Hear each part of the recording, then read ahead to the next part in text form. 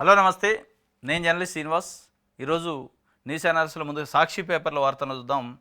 ప్రభుత్వ ఆసుపత్రిలో ఒక్క నెల పనిచేయండి అంటాడు ముఖ్యమంత్రి గారు. ముఖ్యమంత్రి రేవంత్ రెడ్డి గారు నిన్న వైద్య శాఖ విషయంలో సమీక్ష ఏదో హాస్పిటల్లో ఓపెనింగ్కి పోయింది. అంటే ఇప్పుడు ప్రైవేట్ హాస్పిటల్ ఉన్నాయి కదా, టాప్ మోస్ట్ హాస్పిటల్ కానీ మామూలు హాస్పిటల్ కానీ దాంట్లో పనిచేసే వెల్ నౌన్ డాక్టర్స్ అందరూ, ప్రతి డాక్టరు ప్రభుత్వ ఆసుపత్రిలో ఒక నెల పనిచేయండి అని రిక్వెస్ట్ పెడతాను. రిక్వెస్ట్కి పనిచేస్తారు వాళ్ళు. అసలు వైద్య కోర్సు ఎంబీబీఎస్ ఎండి చేసే ప్రభుత్వ కళాశాలల్లో, ప్రైవేట్ కళాశాలలో చేసే చదువుకునే విద్యార్థులే పోయి మ్యాండేటరీగా రూరల్లో ఇన్ని రోజులు పనిచేయాలంటే ఎవడు పాటించట్లే. మీరు రిక్వెస్ట్లు పెడితే వాళ్ళు వినే స్టేజ్లో లేరు. మరి మీకు ప్రాక్టికల్గా అర్థమవుతుందా లేదు తెలవట్లే. వాళ్ళు రోజు కొన్ని లక్షల రూపాయలు ఎట సంపాదించాలి ప్రజలపైనని వాళ్ళు టార్గెట్ పెట్టుకొని మరి ఇలా హాస్పిటల్ పెట్టి డబ్బులు సంపాదించే వ్యాపారం చేస్తాను. వాళ్ళు పోయి ప్రభుత్వ ఆసుపత్రిలో పనిచేస్తారు. ఇట్లా మీరు రిక్వెస్ట్లు పెడితే కాదు, ఆర్డర్లు చేయాలి. ప్రతి ప్రైవేట్ హాస్పిటల్లో పర్మిషన్ ఇవ్వాలంటే తప్పనిసరిగా ఒక 6 నెలల సంవత్సరం బయట మీరు గవర్నమెంట్ హాస్పిటల్లో పనిచేయాలి. అది కూడా మనిషి ఒక దగ్గర ఉండి మనసు ఒక దగ్గర ఉండొద్దు. ఇవాళ మనం చూస్తున్నాం, వీళ్ళు ప్రైవేట్ వాళ్ళు పోయి ప్రభుత్వ ఆసుపత్రిలో ఒక నెల పనిచేయటం కాదు ముఖ్యమంత్రి గారు. ఇవాళ ప్రభుత్వ ఆసుపత్రిలో పనిచేస్తున్న డాక్టర్లు కూడా వాళ్ళ మనిషి అక్కడ ఉంటాడు, మనసు వాళ్ళ క్లినిక్ పైన ఉంటుంది. అది బంద్ అయిపోయింది ఫస్ట్. ఇవాళ మీరు అంటున్న సోకాళ్ళు ప్రభుత్వ ఆసుపత్రులు ఏదైతే ఉన్నాయో అందులో చేస్తున్న మెడికల్ ఆఫీసర్లు కేవలం ప్రజెన్స్ కోసం ఆడికి వస్తారు, వైద్యం చేయడానికి రావట్లే. మీరు గమనించండి, వాళ్ళని మార్చండి ఫస్ట్. వీళ్ళు పోయి ఆడ పని చేయటం కాదు, అక్కడ పని చేసేటోడు మంచిగా చేయమనండి. మానవత్వంతో వచ్చే ఆ పేషెంట్లు మనుషులు లెక్క చూడమనండి. అంటే వచ్చే పేషెంట్లకి అదే వాళ్ళకి సొంత క్లినిక్ ఉంటే అక్కడ మనుషులు లెక్క చూస్తారు, వాళ్ళని రోగులు లెక్క చూస్తారు, గౌరవిస్తారు, మంచిగా మాట్లాడతారు, అన్ని ఆప్యాయంగా ఉంటాయి. కానీ ప్రభుత్వ ఆసుపత్రిలో అదే రోగి వస్తే ఏసడించుకుంటారు, కనీసం కళ్ళు పైకి లేపి చూడరు కొంతమంది డాక్టర్లు, తెలుసా? అది మార్చండి ఫస్ట్. వాళ్ళు వచ్చి ఆడో ఏడో చేయటం కాదు, ముందు ఇక్కడ చేసేటోళ్ళు మనుషుల లెక్క బిహేవ్ చేయమనండి, మానవత్వంతో వైద్యం చేయమనండి. దాని తర్వాత మీరు అది చేయండి. ఇది ఒక భాగం. ఇదొకటి అయితే ఇంకొకటి, ఇవాళ ప్రభుత్వ ఆసుపత్రులు ఉద్యోగం చేస్తున్న డాక్టర్లు ఒక్కడు కూడా బయట క్లినిక్ నడపడానికి వీల్లేదు అనేది ఒక కండిషన్ పెట్టాలి. అది పెట్టనంతసేపు ఇది నడుతూనే ఉంటుంది. ప్రభుత్వ ఆసుపత్రుల్లో వైద్యం చేస్తాడు, బయట క్లినిక్ ఉంటుంది, వాళ్ళ ధ్యాస అంతా అక్కడనే ఉంటుంది. అక్కడ నుంచి ఫోన్లలో మానిటరింగ్, ఆ పేషెంట్ వచ్చిండా, ఈ డబ్బులు కట్టిండా, వాళ్ళు లేదా, ఇది బిల్ అయిందా, డిశ్చార్జ్ అయిందా, ఇదే ఇంకేడ వైద్యం ఎప్పుడు చేస్తాడు? ఇక ఇక్కడ కుర్చీలో కూర్చుంటాడు, డ్యూటీనే. పేషెంట్ వస్తాడు, పేరు రాసుకుంటాడు, అసలు వాళ్ళతో మాట్లాడు, ఏదో ఒక ట్యాబ్లెట్ పారాసిటమాల్ రాస్తాడు, కామన్గా పంపిస్తూ ఉంటాడు. ఎందుకు? ఆయన దేశం అంతా వాళ్ళ క్లినిక్లో ఇవాళ ఎన్ని డబ్బులు రావాలి, ఎంతమంది పేషెంట్లు తీసుకోవాలి, ఎంతమంది పేషెంట్ డిశ్చార్జ్, వారి బిల్ ఎంత అయింది, ఇదే మొత్తం. కాబట్టి ప్రభుత్వ ఆసుపత్రిలో పనిచేసే వైద్యులకి బయట క్లినిక్లు నడుపుకునే అవకాశాన్ని ఇవ్వద్దు. మీరు అంటున్న సోకాళ్ళు ప్రైవేట్ హాస్పిటల్ డాక్టర్లు వచ్చి దీంట్లో పనిచేయాలంటున్నారు ప్రభుత్వ ఆసుపత్రులలో. అది అయ్యే పని కాదు, వాళ్ళు చేయరు. కానీ మీ చేతిలో ఏముందంటే ప్రైవేట్ హాస్పిటల్కి ఇచ్చే అనుమతి ఇచ్చేటప్పుడే ఏ జబ్బుకి ఎంత అనేది ఫిక్స్డ్గా మీరు ఒక టారిఫ్ పెట్టండి. విచ్చలవిడిగా అడ్డగోలుగా దోపిడీ చేయకుండా అది ఆన్లైన్లో పెట్టండి. ఏ హాస్పిటల్కి ఎంత ఫీజు, పలానా ఎక్స్రే తీస్తే ఎంత, బ్లడ్ టెస్ట్ చేస్తే ఎంత, గుండె ఆపరేషన్ చేస్తే ఎంత, కిడ్నీ ఆపరేషన్ చేస్తే ఎంత, బ్రెయిన్ ఆపరేషన్ చేస్తే ఎంత పైసలు, ఒక నామినల్గా ఒక మెడికల్ బోర్డు వేసి కమిటీ వేసి దాని రిఫరెన్స్ ఆధారంగా మీరు ఫీజులు ఫిక్సేషన్ చేయండి. అప్పుడు ఈ దోపిడీ తగ్గిద్ది, ప్రజలకి బడెన్ తగ్గిద్ది. అడ్డగోలుగా ఎవడంటే వాడు అసలు అది హాస్పిటలా కాదా, గోడౌన్లలో కూడా పెట్టి నడుపుతుండ్రు. చాలా జిల్లా హెడ్ క్వార్టర్స్లో అయితే అడ్డగోలుగా ఆర్ఎంపీలు పట్టుకొని పేషెంట్లు పట్టుకొచ్చి రక్తాన్ని తాగుతున్నారు. వాళ్ళు వైద్యం చేయట్లేదు, రక్తాన్ని, పేద ప్రజల రక్తాన్ని తాగుతున్నారు, రక్తాన్ని అమ్ముకుంటున్నట్లు లెక్క వాళ్ళు. అంతకంటే దౌర్భాగ్యమైన బిజినెస్ ఇంకోటి లేదు. ఇవాళ వైద్య వృత్తి అంటే వైద్యో నారాయణ అంటారు. వాస్తవంగా మనుషులను బతికిస్తారు వాళ్ళు అనేది ఉండేది. ఇవాళ మనుషులను బతికించడం కాదు, మనుషులను పీడిస్తున్నారు. ఇది ముఖ్యమంత్రి గారు అప్పీల్ చేస్తాను, ఒక్క నెల పని చేయండి అంటే ఒక్క నెల కాదు, ముందు ఆ ఒక్క నెల తర్వాత కానీ ఇక్కడ పని చేసేటోళ్ళు మనుషుల లెక్క పని చేయండి, వచ్చిన పేషెంట్ని మనుషుల లెక్క మానవత్వంతో చూసేటట్టు చేయండి.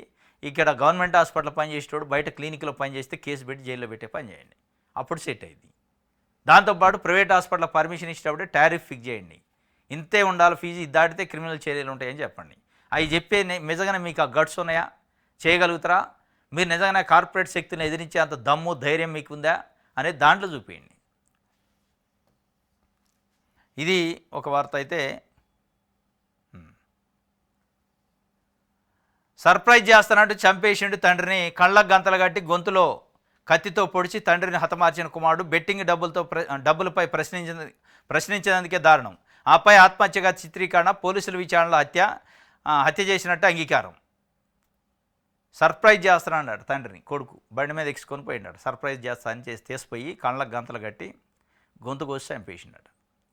ఆత్మహత్య చేసుకున్నా అని చెప్పిండట. దేనికోసం? బెట్టింగ్ యాప్లలో డబ్బులు పెట్టినట్టు డబ్బులని పోయినాయి. తండ్రి మందలు ఇచ్చినట్టు, ఈ బెట్టింగ్ యాప్లు ఏంది, డబ్బులని గాజేస్తాను అంటే నాకు డబ్బులు ఇస్తావా లేదని ఒత్తిడి చేసిండట. ఇట్లా లాభం లేదు, తండ్రిని చంపితే ఆయనకున్న ఆస్తి అంతా నాకు వద్దు అనుకున్నాం కానీ చంపేసిండు.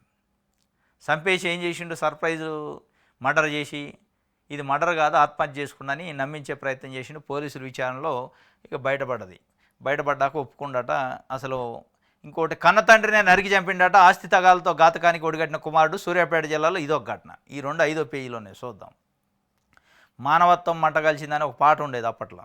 మానవత్వం మరి ఇప్పుడు మంట కలిసినట్టే అనిపిస్తుంది. అసలు ఈ డబ్బుల విషయంలో, ఆస్తుల విషయంలో ఏది లేదు. విలువలు లేవు, మనుషులు లేవు, సంబంధాలు లేవు. తండ్రి కొడుకు లేదు, తండ్రి బిడ్డ లేదు, భార్య భర్త లేదు, అన్నదమ్ములు లేరు, ఏది లేదు. మొత్తం వదిలేశారు. చంపేస్తే అది నాకు వస్తుందని, ఆస్తి నాకు వద్దని చంపే పరిస్థితికి వచ్చిందంటే ఇంకెక్కడున్న విలువలు, ఎక్కడున్న సంబంధాలు? ఇంకో ఈడు తండ్రిని సర్ప్రైజ్తో చంపిండి, ఇంకోటేమో ఆస్తి కోసం చంపిండి. తండ్రిని సర్ప్రైజ్ చేస్తానని చెప్పిన ఒక కుమారుడు కళ్ళకు గంతలు కట్టి ఆపై కత్తితో పొడిచి హతమార్చిన వైనం అందరినీ విస్మయానికి గురి చేసింది. ఆన్లైన్ బెట్టింగ్లో పోగొట్టిన డబ్బుల గురించి తండ్రి అడగడంతో ఈ దారుణానికి ఒడిగట్టాడు. ఈ హృదయ విదారక ఘటన గచ్చిబౌలి పోలీస్ స్టేషన్ పరిధిలో చోటు చేసుకుంది. ఇన్స్పెక్టర్ హబీబుల్లా ఖాన్ కథనం ప్రకారం వనపర్తి జిల్లా ఘన్పూర్ మండలం కోతులకుంటకు చెందిన కేతావత్ హనుమంతు బతుకుదెరువు కోసం గోపనపల్లి ఎన్టీఆర్ నగర్కు వలస వచ్చి మేస్త్రిగా పనిచేస్తున్నాడు. ఆయనకు భార్య జములమ్మ, కొడుకులు రవీందర్, సంతోషులు ఉన్నారు. హనుమంత్ ఇటీవల తన భూమిని కుదవబెట్టి 6 లక్షలు అప్పు తీసుకొని ఇంట్లో పెట్టాడు. ఇంటర్ పూర్తి చేసిన పెద్ద కొడుకు కేతావత్ రవీందర్ యాప్లో ఆన్లైన్ బెట్టింగ్లకు అలవాటు పడ్డాడు. ఎవరికీ తెలియకుండా ఇంట్లో నుంచి 2.5 లక్షలు తీసుకెళ్లి బెట్టింగ్లో పోగొట్టిండు. తండ్రి పదే డబ్బుల గురించి అడగగా అవసరానికి స్నేహితుడికి ఇచ్చానని, త్వరలో తిరిగిస్తానని నమ్మబలికాడు. దీంతో రోజు ఇంట్లో డబ్బు గురించి గొడవ జరుగుతుంది. ఈ క్రమంలో రవీందర్ తన స్నేహితుడు డబ్బులు ఇచ్చేందుకు వస్తున్నాడని మంగళవారం తండ్రిని ఎన్టీఆర్ నగర్లోని నిర్మానుష్య ప్రాంతానికి తీసుకెళ్లాడు. నీకు మంచి సర్ప్రైజ్ ఇస్తానని నమ్మించి తండ్రి కళ్ళకు గంతలు కట్టాడు. అప్పటికే అక్కడ సిద్ధంగా ఉంచిన కత్తితో గొంతులో బలంగా పొడిచాడు. దాదాపు 100 మీటర్ల వరకు పరిగెత్తి కింద పడిపోయి హనుమంత్ అక్కడికక్కడే ప్రాణాలు వదిలాడు. అనంతరం రవీందర్ బాబాయ్ రమేష్కి ఫోన్ చేసి నాన్న కత్తితో పొడుచుకొని చనిపోయాడని చెప్పాడు. ఆత్మహత్యగా కుటుంబ సభ్యులను, బంధువులను నమ్మించి మృతదేహాన్ని అంత్యక్రియల కోసం కోతులకుంటకు తరలించాడు. ఏడు నుంచి ఆడి ఊరికి కూడా తీసిపోయాడు. కాగా ఈ విషయం తెలుసుకున్న గచ్చిబౌలి పోలీసులు గన్పూర్ పిఎస్కు సమాచారం ఇచ్చారు. అంత్యక్రియలు నిర్వహిస్తే అందరిపై కేసులు నమోదవుతుందని హెచ్చరించి మంగళవారం రాత్రి హనుమంతు మృతదేహాన్ని తిరిగి గచ్చిబౌలి పిఎస్కి తీసుకొచ్చారు. మృతదేహంతో పాటు రవీందర్ను విచారించగా తానే హత్య చేశానని ఒప్పుకున్నాడు. నిందితుడిని అరెస్ట్ చేసి రిమాండ్కు తరలించారు. ఎంత ప్లాన్ చేసిండో సినిమాలో కూడా జరగదు. ఇంటర్మీడియట్ ఫెయిల్ అయ్యాడు వాడు. పాపం వాళ్ళ నాన్న ఏదో ఇంటి అవసరాల కోసం భూమి కుదవబెట్టి తెచ్చిండట. 6 లక్షలు ఇంట్లో పెడితే 2.5 లక్షలు తీసిపోయి కాల్ చేసిండట బెట్టింగ్ యాప్లో. ఏమైంది అంటే ఫ్రెండ్కి అప్పు ఇచ్చినా అని అంటుండట. అప్పు ఈయన తీసుకురా అంటుండు. ఇక లోడ్ బాగా మీద పడుతుంది, ఒత్తిడి వచ్చింది ఆ డబ్బుల గురించి. ఇట్లా లాభం లేదని బండి మీద ఎక్కించుకొని పోయిండట నిర్మాష ప్రాంతానికి, గచ్చిబౌలి ఏరియాలో. నా ఫ్రెండ్ మొన్న డబ్బులు ఇచ్చినా కదా వాడు ఇస్తానంటారు రా అని తీసుకుపోయి సర్ప్రైజ్ ఇస్తానని కళ్ళకు గంతలు కట్టి గొంతులో పొడిచిండట. పొడిచిన తర్వాత కూడా పాపం ఆయన గొంతులో కత్తితోనే 100 మీటర్లు నడుచుకుంటూ ఉరుక్కుంటూ పోయిండట బతకాలని తపంతో. చనిపోయిన తర్వాత వాళ్ళ తమ్ముడికి, చనిపోయిన ఆయన తమ్ముడికి అంటే వీని బాబాయికి ఫోన్ చేసి చెప్పిండట నాన్న గొంతు కోసుకొని కత్తితో చనిపోయిండు, ఆత్మహత్య చేసుకుంటా అని చెప్తే నమ్మారట. పాపం వాళ్ళంతా వచ్చి డెడ్ బాడీని తీసుకొని సొంత ఊరికి పోయారట. సొంత రూపాయి అంత్యక్రియలకు అంతా ఏర్పాటు చేస్తుంటే గచ్చిబౌలి ఏరియాలో మరి ఇది ఎక్కడన్నా వీడియో వచ్చిందేం కూడా పోలీసులకి డౌట్ వచ్చి వెంటనే అక్కడ వాళ్ళ సొంత ఊర్లో ఘన్పూర్ పోలీస్ స్టేషన్కి సమాచారం ఇచ్చి ఇమీడియట్గా ఆపండి, అంత్యక్రియలు చేస్తే మటుకు అందరి మీద కేసులు బుక్ అవుతాయి అని చెప్పి పట్టుకొచ్చి పోస్ట్మార్టం చేస్తే అప్పుడు బయటపడదట, ఒప్పుకుండట. ఇక ఇది ఒకటైతే, ఇంకోటి కన్న తండ్రినే నరికి చంపినట్టు ఇంకోడు ఆడు కూడా కొడుకే. ఆస్తి తగాలతో ఘాతకానికి ఒడిగట్టిన కుమారుడు. సూర్యాపేట జిల్లాలో ఘటన. ఆస్తి తగాలతో కన్న తండ్రిని గొడ్డలతో దారుణంగా నరికాడు ఓ కుమారుడు. ఈ ఘటన సూర్యాపేట జిల్లా మోతే మండలంలో మామిళ్లగూడెం, వివళాపురం గ్రామాల మధ్య బుధవారం జరిగింది. వివళాపురం గ్రామ పంచాయతీ పరిధిలో నాగయ్య గూడానికి చెందిన నిమ్మరబోయిన వెంకన్న 50కు 4 ఎకరాల 29 గుంటల వ్యవసాయ భూమి ఉంది. ఆయనకి 2 కుమారులు, ఒక కుమార్తె. సంతానంగా ఉన్నారు. పెద్ద కుమారుడు గంగయ్య, చిన్న కుమారుడు ఉప్పలయ్యకు చెరో 1 ఎకరం 20 గుంటల భూమిని పంచి ఇచ్చాడు. మిగిలిన 1 ఎకరం 29 గుంటల భూమిని కుమార్తె పేరిట రిజిస్ట్రేషన్ చేశాడు. కుమార్తెకు భూమి రిజిస్ట్రేషన్ చేయడంతో వెంకన్నపై గంగయ్య కోపం పెంచుకున్నాడు. ఈ క్రమంలో తండ్రిని ఎలాగైనా అంతమొందించాలని అనుకున్నాడు. బుధవారం మధ్యాహ్నం వెంకన్న ద్విచక్ర వాహనంపై మామిళ్ళగూడెం గ్రామం నుంచి నాగయ్యగూడెనికి వెళ్తుండగా దారిగాసిన గంగయ్య గొడ్డలతో నరికిండట. ఇది 4 ఎకరాల 29 గుంటలు ఉందట. 2 కొడుకులు 1 బిడ్డ. 2 కొడుకులకి చెరి 1.5 ఎకరం చేసిండట. 3 ఎకరాలు అయిపోయింది. ఇంకా 1 ఎకరం 29 గుంటలు ఉంది. దాన్ని బిడ్డకు చేసిండట. బిడ్డకు నువ్వు భూమి ఎట్లా చేస్తావు, ఇస్తావని చెప్పి ఇక కసి పెంచుకుండట. కొడుకు గంగయ్య బైక్ మీద వస్తుంటే పొడి చంపేసిండట. మోతే మండలం, ఎక్కడో కాదు, సూర్యాపేట జిల్లా. ఇట్లుంది ఇక. అంటే మానవత్వం, మానవ సంబంధాలు అంతా డబ్బు చుట్టూ తిరుగుతున్నాయి. డబ్బు ఉంటే అన్నీ ఉంటాయి. వీళ్ళు చచ్చిపోయినా బతికినా ఏం కాదు, తండ్రి తల్లి భార్య అనే పద్ధతిలోకి వచ్చింది జనాల ఆలోచన తీరు. రైట్. ఆదాబ్ హైదరాబాద్ చూద్దాం.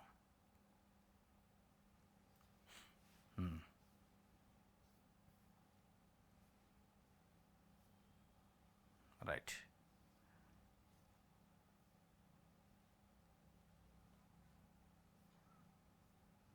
రైట్. చట్టం గీత దాటిన గీత ఆర్ట్స్ అట. గీత ఆర్ట్స్ డిజిటల్ పన్ను మదింపుల మాయాజాలం, సామాన్యుడిపై కఠినం, సెలబ్రిటీలకు మినహాయింప. పన్ను మదింపుల అవకతవకలకు పాల్పడిన అధికారులు, అక్రమ నిర్మాణంపై పెనాల్టీ వేయని జిహెచ్ఎంసీ ఆఫీసర్స్, అధికారులకు ముడుపులు, జిహెచ్ఎంసీ ఖజానాకు తూట్లు, జిహెచ్ఎంసీ నిర్లక్ష్య వైఖరిపై ప్రజాగ్రహం, అవినీతికి పాల్పడిన అధికారులపై శాఖాపరమైన చర్యలకు తీసుకోవాలని చెప్పి చట్టం గీత దాటిందంటే గీత ఆర్ట్స్ అల్లు అరవింద్ గారికి సంబంధించిన అల్లు అర్జున్ తండ్రి గీత ఆర్ట్స్ షేక్పేట్లో ఒకటి ఉంటుంది, ఇక్కడ జూబ్లీస్ దగ్గర ఒకటి ఉంటుంది. దీనికి సంబంధించి ఆ బిల్డింగ్లకి వేసే ట్యాక్సుల పైన సామాన్యులకైతేనే ముక్కుబిండి వసూలు చేస్తారు, సెలబ్రిటీలకైతే ఇవన్నీ మినహాయింపులు ఇచ్చారట. అది చేసిన సామాన్య పౌరుల పన్ను కట్టడంలో ఒకరోజు ఆలస్యం చేస్తే ఇంటి ముందు ధర్నాలు, ఆస్తులు చెప్తూ అంటూ కఠిన చర్యలు దిగే జిహెచ్ఎంసీ అధికారులు. కోట్ల రూపాయల వ్యాపారం జరిగే గీత ఆర్ట్స్ డిజిటల్ భవనంలో స్పష్టమైన పన్ను ఎగవేత, అక్రమ నిర్మాణంపై నామమాత్రపు చర్యలు కూడా తీసుకోకుండా నిర్లక్ష్యం వహించడం తీవ్ర విమర్శలకు దారితీస్తుంది. సెలబ్రిటీలు బాధ్యతారహితాన్ని జిహెచ్ఎంసీ అధికారుల నిస్సిగ్గు నిర్లక్ష్యాన్ని మరోసారి కళ్ళకు కట్టింది. ఈ గీత ఆర్ట్స్ డిజిటల్ వ్యవహారం జూబ్లీస్, షేక్పేట గ్రామాల్లోని సోయిన్స్ ఇంటి నెంబర్ల పైన మరి హకీంపేట గ్రామం గీత ఆర్ట్స్ డిజిటల్ సంస్థకు చెందిన అల్లు బిజినెస్ పార్క్పై తీవ్రమైన ఆరోపణలు వెలువెత్తాయి. నిర్మాణ అనుమతులకు విరుద్ధంగా అదనపు ఫ్లోర్లు, పెంట్ హౌజులు నిర్మించి జిహెచ్ఎంసీ ఖజానాకు లక్షల రూపాయల పన్ను నష్టం చేకూర్చడమే కాకుండా ప్రభుత్వాన్ని మోసగించి ఆస్తి పన్ను మదింపులో భారీ స్థాయిలో వ్యత్యాసం ఉన్నట్టు స్పష్టంగా తెలిసింది. మాకు చట్టాలు వర్తించవన్న ధోరణిలో ఉందట.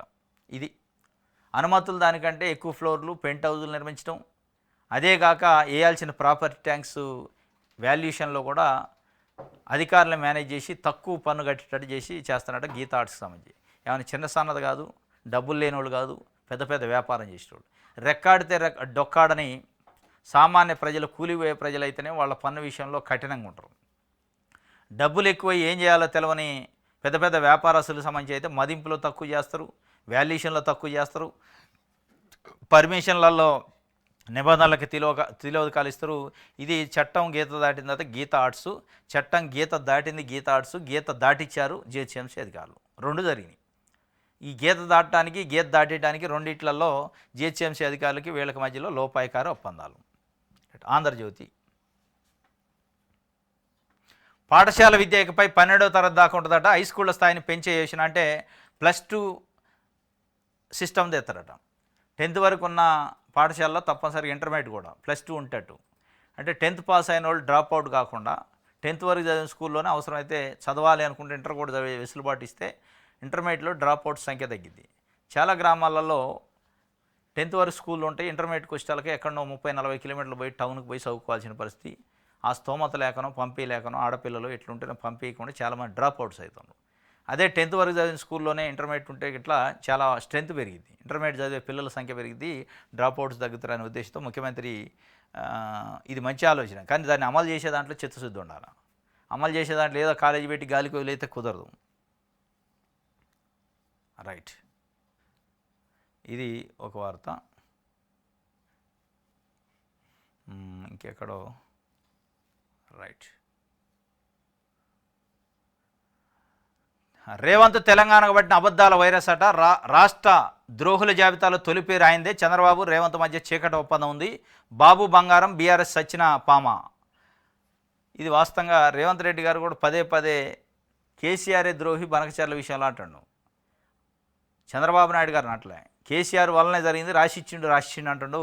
మరి రాసిచ్చాక ఉద్యమం ఏం చేస్తావా అంటే ఏం మాట్లాడు. దానిపైన నిన్న హరీష్ రావు చెప్తుంటే రేవంతే ప్రధాన ద్రోహి, ఏదన్నా ఎవరన్నా ద్రోహి ఉన్నారు తెలంగాణ కంటే ఆయనే ఉంటాడు, వైరస్ అంటుండు. రైట్. ఇంకెక్కడో ఇచ్చిండు జడ్చర్ల ఎమ్మెల్యే అనిరుద్ధ్ రెడ్డి. చంద్రబాబు నాయుడు గారు కోవర్ట్లు ఉన్నారు ఆంధ్రప్రదేశ్ సంబంధించి ఇక్కడ తెలంగాణలో.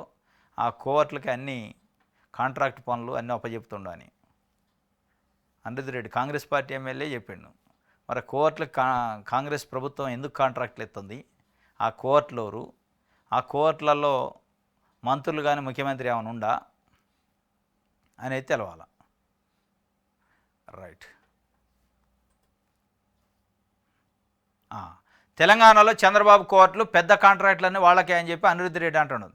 తెలంగాణలో చంద్రబాబుకు కోర్టులు ఉన్నారని, వాళ్లే పెద్ద పెద్ద కాంట్రాక్టులను చేపడుతున్నారని జడ్చర్ల ఎమ్మెల్యే జనంపల్లి అనిరుద్ధ్ రెడ్డి ఆరోపించారు. ఆంధ్రప్రదేశ్లో బనకచర్ల ప్రాజెక్టు నిర్మాణం ఆపాలంటే లేఖలు రాస్తే సరిపోదని కోర్టు కాంట్రాక్టులను కట్టడి చేయాలని మంత్రి ఉత్తమ్ కుమార్ రెడ్డికి ఆయన సూచించారు. మహబూబ్నగర్ జిల్లా బాలానగర్ మండలం మోతీగన్పూర్లో మూడా నిధులతో నిర్మించే పనులకు ఆయన శంకుస్థాపన చేశారు. ఈ సందర్భంగా ఏర్పాటు చేసిన కార్యక్రమంలో మాట్లాడారు. హైదరాబాద్లో దందాలు కూడా చంద్రబాబు కోవట్లు చేస్తున్నారని, వారికి నల్లా కరెంటు కనెక్షన్లు కట్ చేయాలని, ఇరిగేషన్ ప్రాజెక్టులలో ₹1 కూడా రాకుండా చూడాలని, ఇలా చేస్తే వారంతా చంద్రబాబు వద్దకు వెళ్ళి బనకచర్లను బంద్ చేస్తారని చెప్పారు.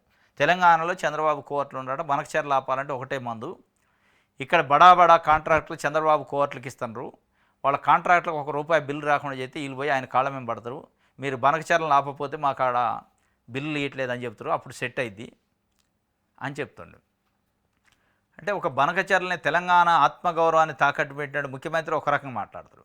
ముఖ్యమంత్రి రేవంత్ రెడ్డి గారు ఏం మాట్లాడతారు, సార్ చంద్రబాబు నాయుడు గారు మాకు ఎన్ఓసి ఇవ్వండి గోదావరి కృష్ణా నీళ్ళు వాడుకోవటానికి అంటాడు. ఆయన ఎవరు ఎన్ఓసి ఇవ్వటానికి తెలంగాణకు అనేది కనీసం ఆత్మగౌరవం కూడా లేకుండా మాట్లాడతారు. లేదంటే ముఖ్యమంత్రి చంద్రబాబు నాయుడు గారు నేను వచ్చి మీతో మాట్లాడతా కూర్చొని డిస్కస్ చేసుకుందాం అంటాడు.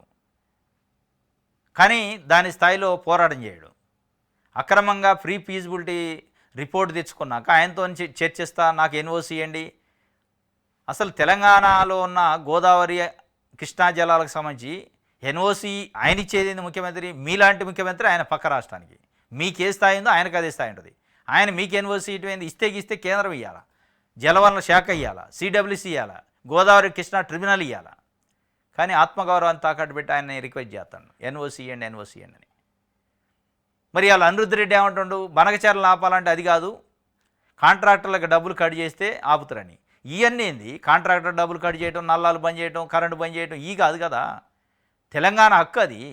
గోదావరి కృష్ణా జిల్లాలో ఉన్న నీళ్ల వాటా మనకి రావాలంటే కరెంటు నీళ్ళు కట్ చేస్తే కాదు, ఉద్యమం చేయాలా, అడ్డంగా నిలబడాలా, ఆపాలా. అది కాకుండా ఈ సన్నాయి నొక్కులు నొక్కుతూ ముఖ్యమంత్రి అటు మాట్లాడతారు, వాళ్ళ ఎమ్మెల్యేలేమో కోర్టులు ఉండరు అంటాడు. మరి ఆ కోర్టుల జాబితాలో రేవంత్ రెడ్డి కానించి కింద ఎవరెవరు ఉన్నారు, ముఖ్యమంత్రి కూడా ఉండా. ఎందుకంటే ఆయన మాటలు చూస్తే అదే అనిపిస్తుంది. కేసీఆర్ ద్రోహి అంటాడు, చంద్రబాబు నాయుడు గారు మంచివాడు అంటాడు. లేదా చంద్రబాబు గారు ఎన్ఓసి అని అంటాడు, ఆయన ఎన్ఓసి అడుగుతుండో ఆయన మంచివాడు అంటాడంటే మరి ఆయన కూడా కోర్టు జాబితాలో ఉండాలి లేడా అనేది అనిరుద్ధ్ రెడ్డి గారు చెప్పాడు. ఆ జాబితా ఏందో రిలీజ్ చేస్తే బాగుంటుంది, ఆ కాంట్రాక్టులు ఎవరు చెబితే బాగుంటుంది. ప్రజలకు చెప్పాలి కదా, మీరు ఒక ఎమ్మెల్యేగా ఉండి. మొత్తానికి చంద్రబాబు కోర్టుల గురించి స్వయంగా ఎమ్మెల్యేనే చెప్పిండు. ఈ ఎమ్మెల్యేనే ఆ జాబితాలో ఉండు. అప్పుడు ముఖ్యమంత్రికి వ్యతిరేకంగానూ మరేమో ఒక 10 మంది ఎమ్మెల్యేలు 12 మంది ఎమ్మెల్యేలు కూర్చున్నారు, సమావేశం అయ్యారు. ఆ సమావేశం జాబితాలో ఈయన కూడా ఉండు.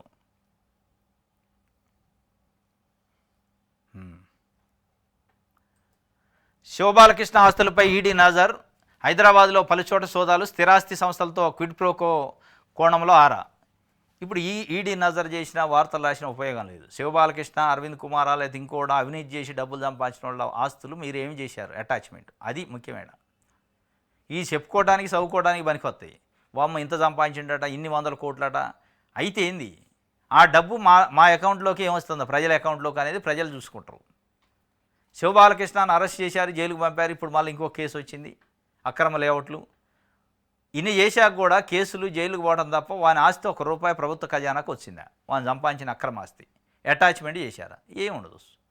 నీళ్ళు వీళ్ళు అటాచ్మెంట్ చేసినా కోర్టుకు పోయి తీసుకుంటాడు. ఆ స్థాయిలో చట్టాలు ఉండాలి.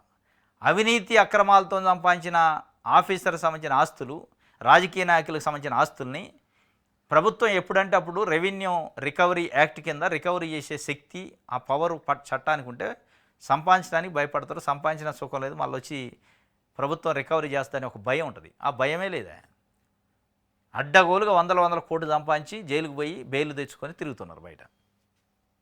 శివబాలకృష్ణ ఆస్తులపైన ఈడీ నాజర్ అట. నాజర్ అయితే ఏముంటుంది, రిటర్న్ రావాలి. కానీ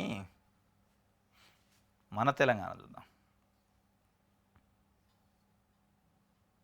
సర్కారీ దవాఖానలో కార్పొరేట్ వైద్యం వస్తుందట. కార్పొరేట్ వైద్యం పైన మనుషులకు చేసే వైద్యం చేసి చాలు. సర్కారీ దవాఖానలో కార్పొరేట్ వైద్యం అంట. అది అయ్యే పని కాదు, మన కాదు. వీళ్ళందరికీ బయట క్లినిక్లు ఉంటాయి, వాళ్ళ ధ్యాస అంతా ఆ క్లినిక్ల పైన ఉంటుంది. ఇక్కడికి వచ్చిన పేషెంట్లు సరి చూడరు. అంటే గాంధీ, ఉస్మానియా లేదా నిమ్స్ హాస్పిటల్ లాంటి దాంట్లో డాక్టర్లు చాలా బెటరే, మంచి వైద్యం. కానీ కింద డిస్టిక్ లెవెల్లో ఉన్న హాస్పిటల్లో పనిచేసే డాక్టర్ ప్రతి ఒక్కడికి ఒక క్లినిక్ ఉంది. వాళ్ళ ధ్యాస అంతా, వాళ్ళ శ్వాస అంతా దాని మీద ఉంటుంది.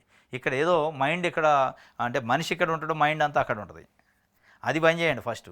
సర్కారీ దవాఖానలో కార్పొరేట్ వైద్యం తర్వాత, కానీ ముందు మామూలు వైద్యం ఉన్నది చాలు, మనుషులకి చేసే వైద్యం. పశువులు లెక్క చూడకుండా. బనకచెర్లపై బాబుతో చీకటి ఒప్పందం, సీఎంపై బీఆర్ఎస్ నేత హరీష్ ఫైరు. బనకచెర్లకు పచ్చజెండా ఊపేందుకే రేవంత్ ఉత్తమ్. రాష్ట్ర నీటి హక్కులకు మరణ శాసనం రాసిందే రేవంత్ అని వ్యాఖ్య. బనకచెర్లకు బాబుతో చీకటి ఒప్పందం కుదుర్చుకున్నారు బనకచెర్ల పైన చంద్రబాబుతో రేవంత్ రెడ్డి అని చెప్తుండు. ఆయన లేదు కేసీఆర్ పాపమే ఇదని ఆయన చెప్తాడు.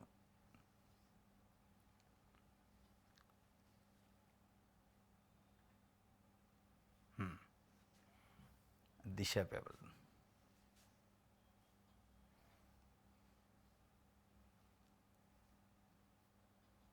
₹1 పరిహారం. సిగాచి ప్రమాద మృతుల కుటుంబాలకు 40 మంది కార్మికుల మృతి, 33 మంది గాయాలు. క్షతగాత్రుల వైద్య ఖర్చులు మేమే భరిస్తాం. రియాక్టర్ పేలి ప్రమాదం జరగలేదు, పూర్తి విచారణ తర్వాత వివరాలు వెల్లడిస్తాం. ఎన్ఎస్సికి యాజమాన్యం లేక పరిశ్రమలో కొత్త మిషనరీనే వాడుతున్నాం అని ఎండి అమిత్ రాజ్ చెబుతుండు. బాధితులకు సిగాచి వైస్ ప్రెసిడెంట్ చిదంబర నాథన్ పరామర్శ. నిన్న వచ్చినాడు ఆ సిగాచి కంపెనీ ఎండి, ఇంకెవడో వైస్ ప్రెసిడెంట్ అట. నిన్న వచ్చి అంటే 40 మంది చనిపోయాక వచ్చిండు. అప్పటిదాకా అటు తిరిగి కూడా చూడలే. మనిషికి ₹1 పరిహారం ఇస్తాం అంటుండు. ముఖ్యమంత్రి మొన్న రేవంత్ రెడ్డి గారు కూడా పోయి చెప్పిండు. మరి వీళ్ళతో మాట్లాడి చెప్పిండు, ఆయన మాట్లాడకుండా చెప్పిండు. కానీ ముఖ్యమంత్రి పోయి పర్యటన చేశాక కేసు అయింది. అప్పటిదాకా కేసు కూడా కాలే, కనీసం కేసు పెట్టలే. ఇవాళ ₹1 ఇస్తారు అయిపోద్ది, ఇవ్వాల్సిందే. వాస్తవంగా 1 కోటి ఇచ్చినా 2 కోట్లు ఇచ్చినా దండగలేదు, వాళ్ళ ప్రాణాలు బూడిదైపోయినాయి పాపం. కానీ ఇట్లాంటివి మళ్ళీ భవిష్యత్తులో జరగకుండా ముఖ్యమంత్రి కానీ, చట్టాలు కానీ, ఇది అధికారం వ్యవహరిస్తున్న పార్టీలు కానీ, చట్టసభలో సభ్యులు కానీ ఆలోచన చేయాలి, మేధావులు. ఫార్మా కంపెనీలు హైదరాబాద్ చుట్టూ చాలా కొన్ని వందల కంపెనీలు ఉన్నాయి. ప్రతి కంపెనీలో ఏదో ఒక రోజు ఏదో ఒక దగ్గర ఎక్కడో ఒక దగ్గర ఏదో ఒక ప్రమాదం జరుగుతుంది. కొన్ని బయటికి రాని ఉన్నాయి, కొన్ని బయటికి వస్తూనే ఉన్నాయి.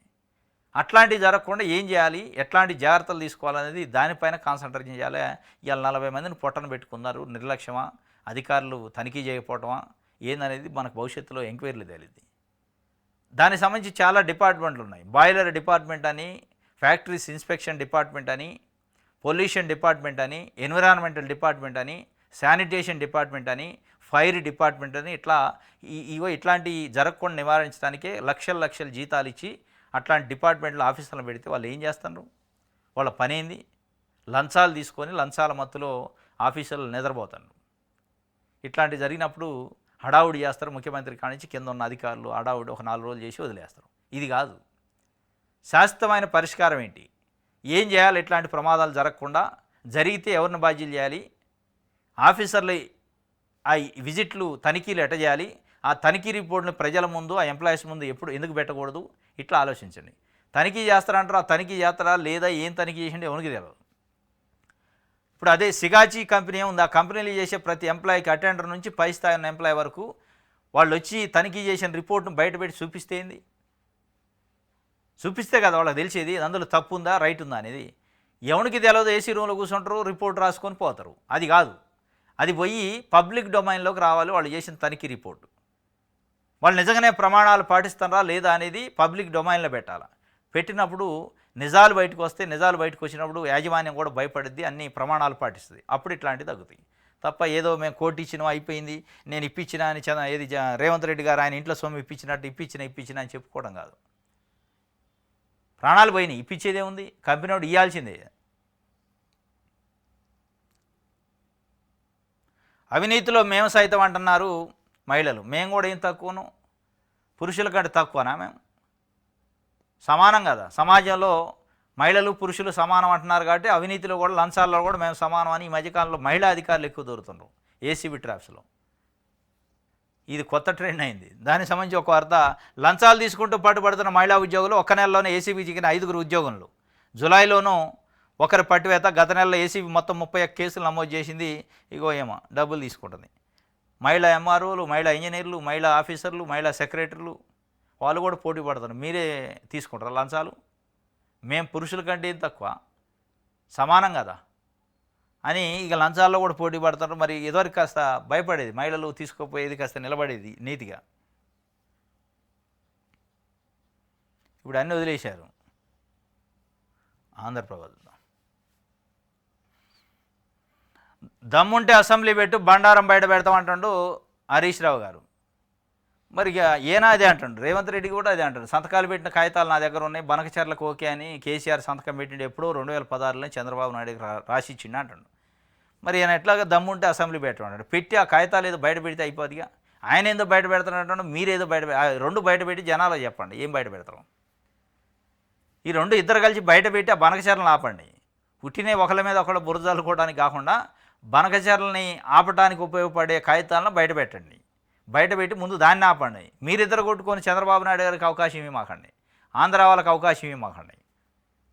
దమ్ముంటే పెట్టమని సవాల్ ఇచ్చినండి. పెట్టండి, ముఖ్యమంత్రి గారు పెట్టి మొత్తం బనకచర్ల పైన ఉన్నదేదో బయట పెట్టండి. ఇప్పండి, మూట ఇప్పండి, మూటలో కాగితాలు ఏమన్నాయి చూపించండి. కేసీఆర్ సంతకం ఆడబెట్టండి చెప్పండి. పెడితే వాళ్ళని తెలంగాణ ప్రజలు నిలదీస్తారు కదా, నువ్వు సంతకం పెట్టి నాటకాలు ఆడతాను అని. లేదా ఆయన సంతకం పెట్టలేదంటే ఇద్దరు కలిసిపోయి పోరాటం చేయండి ఢిల్లీలో. ఇది రైట్. వెలుగు పేపర్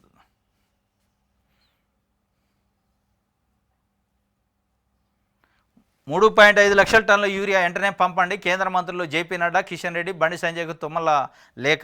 జులై కోట 1.60 లక్షల టన్నులు. గత 3 నెలల్లో బ్యాలెన్సు 1.94 లక్షల టన్నులు ఇవ్వండి. రామగుండంలోనూ ఆర్ఎఫ్సిఎల్ నుంచి రాష్ట్రానికి కోటా పెంచాలని విజ్ఞప్తి. వ్యవసాయ శాఖ మంత్రి తుమ్మల నాగేశ్వరరావు గారు నిన్న జేపీ నడ్డాకి, కిషన్ రెడ్డికి, బండి సంజయ్కి లెటర్ రాసిండు. యూరియా కొరత ఉంది రాష్ట్ర వ్యాప్తంగా పెద్ద ఎత్తున. ఆ యూరియా మన రాష్ట్రానికి కేటాయించాల్సిన 3.5 లక్షల టన్నుల యూరియాలో 1.60 టన్నులే ఇచ్చారు. ఇంకా 1.95 లక్షల టన్నులు పెండింగ్ ఉంది. ఆ పెండింగ్ ఇప్పించండి, రైతులు ఇబ్బంది పడుతున్నారు తెలంగాణ. కానీ తెలంగాణకు సంబంధించిన కేంద్ర మంత్రులు ఇద్దరికి, అదే జేపీ నడ్డాకు కూడా లెటర్ రాసిండు. మరి ఆ లెటర్ పైన ఏ మేరకు స్పందించరు. 1.94 లాక్స్ టన్నులు ఉందట పెండింగ్, అది ఇప్పించండి. ఇప్పటికే యూరియా కోసం చెప్పులు లైన్లో పెట్టే పరిస్థితికి వచ్చింది కథ. దానిపైన కాంగ్రెస్ పార్టీ ప్రభుత్వం పైన బీఆర్ఎస్ వాళ్ళు ట్రోల్ చేస్తూనే ఉన్నారు. గతంలో ఎట్టుండేది ఇప్పుడు ఎట్టుందని. ఇత్తనాలకి యూరియా కోసం లైన్లు కట్టి గంటల లైన్లలో నిలబడి చివరకు దొరకని పరిస్థితి కూడా చాలా చోట్ల జరుగుతుందట. దాన్ని నివారించి కాస్త మీరు కేంద్రం అవసరమైతే ఢిల్లీకి పోండి. ఈడ కూర్చొని లెటర్లు కాకుండా ఢిల్లీకి పోయి అవసరమైతే ప్రజల కోసం కాబట్టి తప్పులేదు, 2 రోజులు ఆడ కూర్చొనైనా ఆ 1.94 లాక్స్ టన్నులు ఏదైతుందో ఆ యూరియాని తెప్పిస్తే కొంత రిలీఫ్ అయింది.